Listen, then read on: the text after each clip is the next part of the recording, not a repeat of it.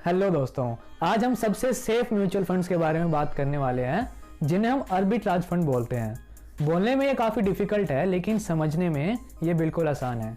तो ये फंड क्या है, कैसे वर्क करते हैं, इन फंड्स को सबसे सेफ क्यों माना जाता है और हमें लिक्विड फंड्स में या फिर आर्बिट्राज फंड्स में इन्वेस्ट करना चाहिए, इनका हम कंपैरिजन करेंगे।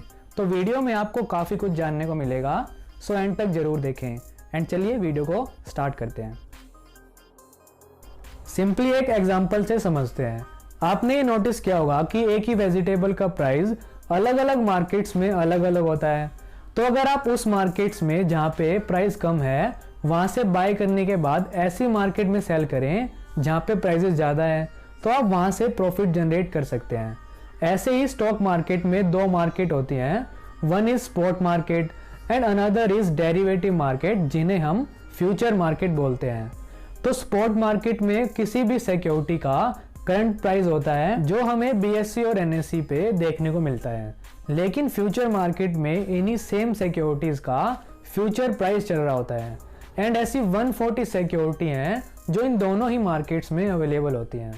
तो फंड मैनेजर इन मार्केट से कैसे प्रॉफिट जनरेट करता है, आइए जानते हैं। तो इन फंड्स में होता क्या है, फॉर एग्जांपल रिलायंस का शेयर प्राइस स्पॉट मार्केट में 2000 चल रहा है एंड फ्यूचर मार्केट में वो 2030 रुपये चल रहा है।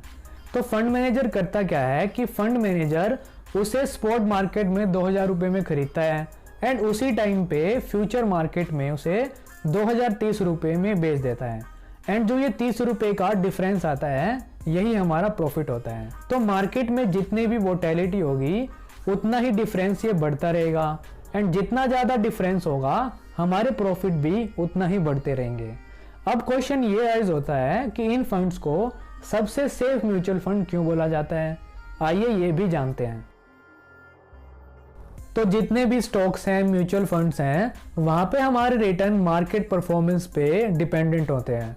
अगर मार्केट अच्छा परफॉर्म करता है तो हमारे प्रॉफिट्स भी अच्छे बनते हैं, लेकिन अगर मार्केट अच्छा परफॉर्म नहीं करता तो हमारे रिटर्न नेगेटिव में भी जा सकते हैं।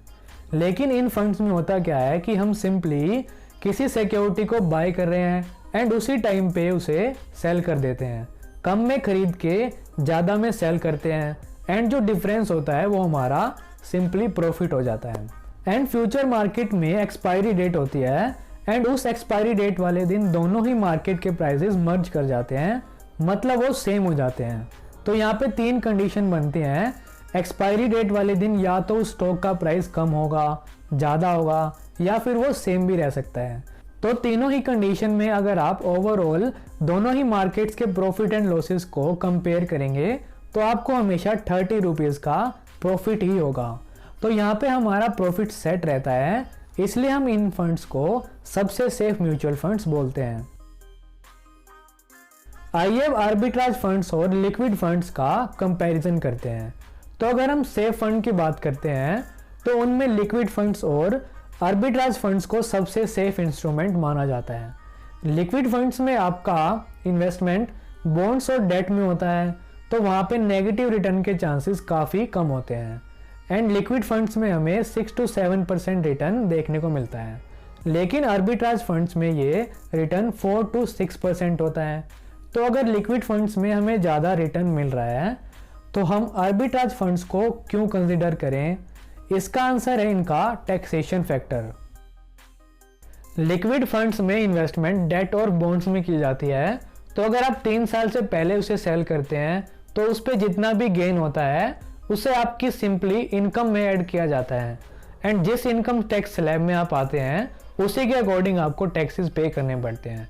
तो अगर आप 30% की टैक्स स्लैब में आते हैं तो वहाँ पे आपको काफ़ी ज़्यादा टैक्सेस पे करने पड़ सकते हैं।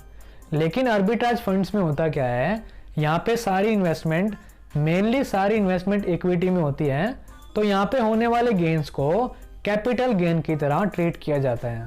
तो अगर आप 1 साल से पहले सेल करते हैं तो आपको वहाँ पे 15% टैक्स देना पड़ता है एंड अगर आप 1 साल के बाद सेल करते हैं तो 1 लाख तक तो आपको कोई भी टैक्स पे करना नहीं पड़ता एंड 1 लाख से जितना ज़्यादा आपका गेन होगा उस पर आपको 10% टैक्सेस देने पड़ते हैं।